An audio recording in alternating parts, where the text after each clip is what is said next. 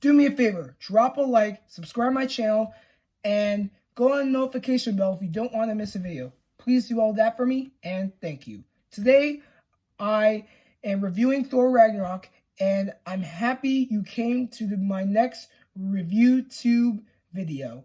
And for Thor Ragnarok, I loved the movie, because when I went to theaters and saw it, I was saying, I hope this movie doesn't suck as the other two. But actually, it was the opposite. It was amazing. It was super, super amazing. And it had more laughs than most Marvel movies would have. But for Thor Ragnarok, it had a lot of laughs. As much as Guardians of the Galaxy. But if you haven't seen Thor Ragnarok, please go on Disney Plus, because that is a shout out that I'm giving. So if you have not seen the movie, go watch it, because there is a spoiler warning to this movie review. So please do not watch it if you have not seen the movie. But if you have seen the movie, come review it with me, because today I'm reviewing Thor Ragnarok. And I hope you guys enjoyed the video. Okay, so Thor was captured by a fire god named Searcher. And he was in some fiery pit that looked like, you know what, hell.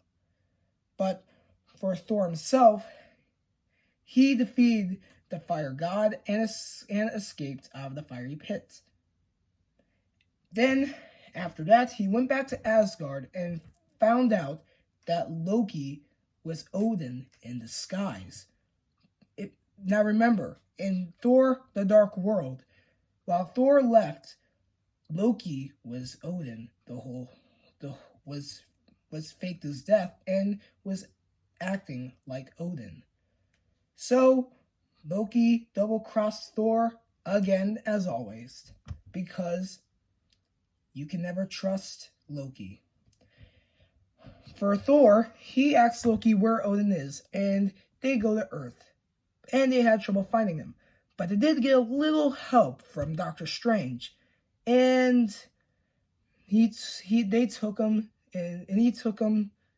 to Norway, where Odin was telling the brothers that they had a sister named Hela, who was imprisoned for her mischief. And he said that if he dies, she will be out of jail. For Odin, he disappeared, which left Thor and Loki anxious. Thor had the chance to show that he is a worthy god. So he threw Mjolnir at Hela, but she broke it to pieces, which made me have a big reaction, because I felt like no one was worthy of Thor's hammer.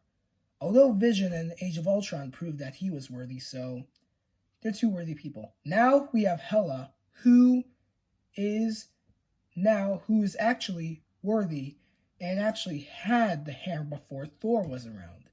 So that made a lot of sense. For Thor, he was transported to a different area called Sakaar, where he was in a big gladiator fight against his friend, the Hulk. And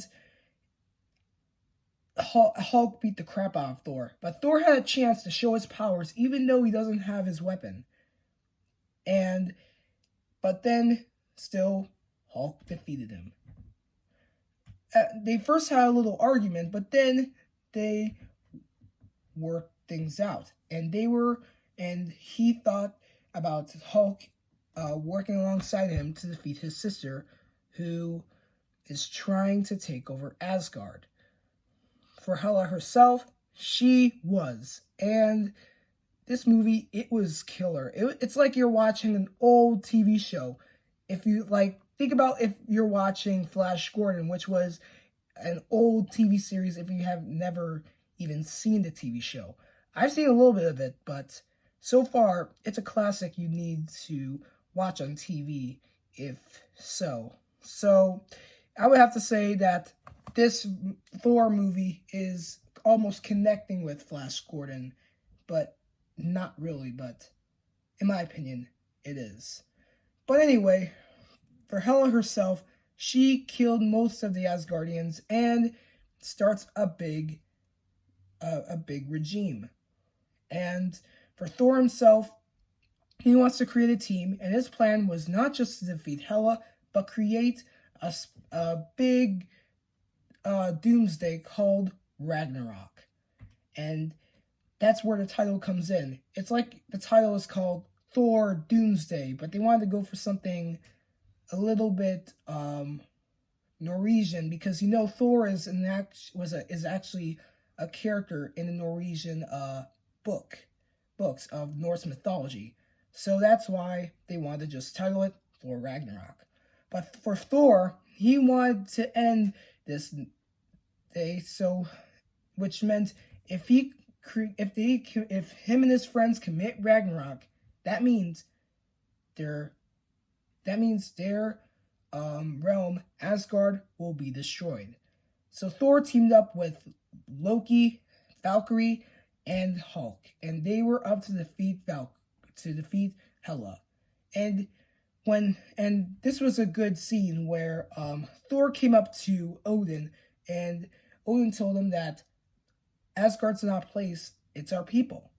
That was a pretty interesting quote, and I wish they would have it on a wallpaper, because that is a really good Marvel quote. For Thor, he understood that his weapon, his hammer, was not just used to fight bad guys, it was used to control his power. That's how Thor focused on his inner powers even without his hammer, and defeated Hela. Alongside his friends, they escaped. And Loki himself, he made Searcher come back to life and defeated Hela and destroyed Asgard. For Thor himself, they were safe on a ship, and Thor lost a knife from his sister, which Odin has an eye patch, and Thor had an eye patch too. And in my opinion, I would say Thor's wearing an eye patch because I'm guessing that even his father died, he believes his father's still with him while wearing an eye patch. Then Thor takes the throne as the new king of Asgard, even though Asgard was destroyed. So he had a choice to choose where he would like to take the Asgardians and his friends. And he thought the place that would be safe for them is Earth.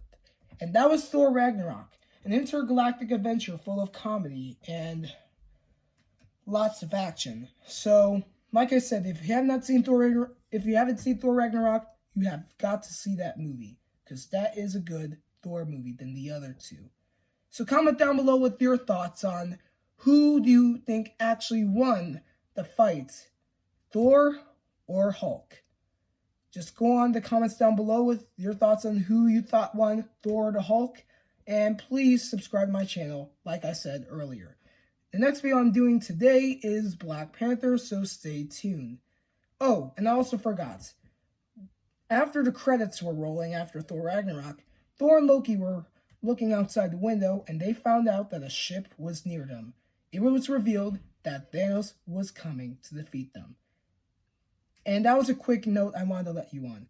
So please make sure to subscribe to my channel. And like I said, next video I'm doing is Black Panther today. So thank you for joining me, and I'll see you later.